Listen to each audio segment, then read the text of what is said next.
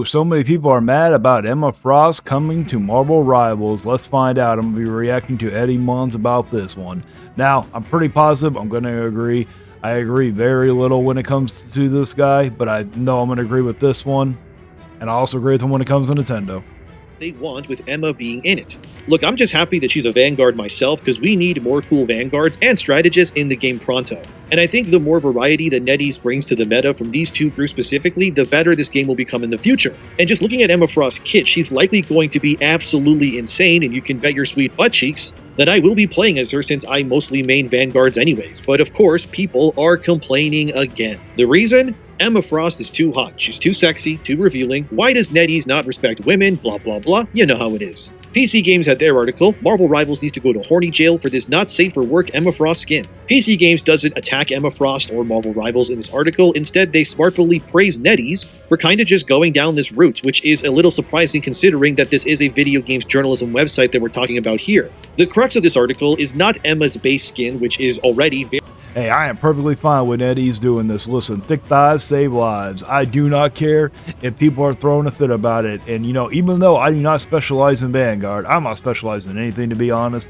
I will occasionally dive into Marvel Rivals because I'm a huge Marvel Rivals fan, but I'm not really a live service type of guy. I like my single player games, but I am going to dive in, and trust me, I will thoroughly be checking her out, and I'm going to be sitting there testing out all the jiggle physics I can. Very appealing, but one of her bonus skins that I assume will be only available via microtransactions. It's this one on screen here, as you can see. And this outfit comes from Emma Frost's uncanny X-Men look and has her showing off everything that she was blessed with little left to the imagination. And thank God for that. It's sort of like how Sue Storm got her Malice skin before too when she debuted. These sorts of skins, they make money, and I'm not surprised at all that NetEase just keeps doing this. Because they know that this skin will make them a lot of cash, and I mean, who can blame them? Although, if you compare her look in-game to the comic version of the same outfit, this Rivals version is actually pretty tame, all things considered if you ask me. Sure, it has the iconic down-the-middle part of the top missing, which I have no idea how this sort of outfit would or could exist in real life, without it just falling off to the sides, unless it was, I guess, super glued to Emma's sides or something, but this is comic book, so who cares anyways? The point is... Yeah, I was about to say, Eddie Mon, you know, this is Marvel's after all. None of this is realistic. None of this stuff would work in real life, and that outfit definitely will not. But I will disagree with you that you said that outfit's tame. No, it's not, but I'm loving every minute of it. Now, I'm not going to sit there and buy the skin just because I don't spend money on skins. You know, I can think of other things to spend my money on, but I'm not going to bash anybody who does. Please, I am begging the opposite team, please buy this skin so I can be checking it out. That Emma's outfit looks great, and I, for one, am very excited to get my hands on her, and by that I mean in-game, for I am not a gooner myself. Who are we kidding? We are all to some degree. There's no point in denying it. Look, Emma Frost is getting roasted by so-called fans because they claim that NetEase is not being fair with her application of having what they call not safe for work outfits for their female characters against their male counterparts. And to that I call complete BS because it's just not true at all. And none of these outfits are bad, especially when you compare them. This then brings it to this user on Twitter named Nathan. I have no idea who this is, but the post they did about this got traction because their takes are, well, you're gonna see. I also couldn't reply to this user on Twitter because I'm apparently blocked, yet I've never even heard of or spoken to this person in my life. But such is the life of doing YouTube, I guess. Anyway, they said this. Okay, this is getting weird now. The over-sexualization of women in this game needs to stop. As you might expect, this Nathan here ended up getting... I disagree. We need more of this. Now, you know, some people are going to be like, oh, well, you know, if you don't like it, you don't have to play the game. I'm not going to say that. I encourage people to speak out and use their voice if they don't like something. But guess what? When you do that, it just helps me and Eddie Mon out, because then all you do is just make more content for us to do. So we're perfectly fine. Keep throwing a fit. Please do. NetEase, keep sending out more skins like this to trigger them. Bodied and dogpiled by pretty much 95% of the comments in this thread. Don't harass Nathan, by the way. Sure, he doesn't understand comic books or how costumes are meant to sell skins to make money, but let's tear apart everything this guy says anyways. One user replies to this Nathan and says, "Convinced some of y'all just found out who Emma Frost is yesterday," to which Nathan replies, "I'm a big Marvel fan. I'm aware of who she is. Marvel Comics has a history of over-sexualizing their female characters and are choosing to continue that on this game. You're not convincing anyone, buddy. If you're willing to complain that Rivals over-sexualizes its female heroes for profit, but somehow leaves the men alone, you're completely in the wrong here and you know it. Also, that other comment saying these people just heard of Emma Frost, that is absolutely true, dude. These people probably don't read comics. If they did, they would know that Emma Frost is known for flaunting her sexuality and literally any chance that she can get. I mean, the character..." He is right. Emma Frost has always been like like that. But to that one, to my guy, when you're sitting there saying you need to stop over sexualizing the women, come on, nobody wants those games. Look at Star Wars Outlaws. They used an ugly woman. How well did that game do? And then, you know what? And they over sexualize men also. They do it in so many video games. People don't want those. Okay, you know, men enjoy playing like a character who's gonna sit there and looks like he can do the part. Look at Kratos. He looks like he's literally chiseled from stone, ripped, everything. People love Kratos. And then when it comes to the women, look at Stellar Blade. Okay, trust me, if you would have had those jiggle physics, nobody would have liked. Well, they probably would have liked the game, but it would have made it a lot less appealing. This is what appeals to people.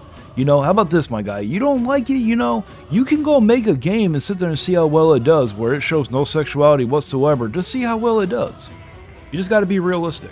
Is a fashion diva as well as being an insanely powerful mutant with really cool and unique powers. Emma Frost has always dressed scantily clad and has had many different outfits in the comics, because anyone who knows any hot women in real life, women who are objectively hot and have banging bodies, they like to flaunt this stuff. Because for women especially, their power and charisma, I guess you could say, it comes from how they look and how they carry themselves. And hey, you can get mad at me all you want, say I'm sexist, but you know that it's true. The only women who will find what I just said offensive are the ugly ones who are just jealous that they too can't flaunt themselves like these baddies can. Look, women put a lot of importance in their looks for the most part anyways. Women routinely also judge others' looks all the time. Again, there's really no need to deny it, you know that it's true, and look, I'm not attacking women for that, it just is what it is. It's why the age-old saying of nobody hates women more than women always stays true, because no one is really more vindicative or condescending or judgmental of a woman's appearance than other females. How many women do you know in real life that have had multiple best friends, almost like they're— Alright, my guy, the last part you said I agree with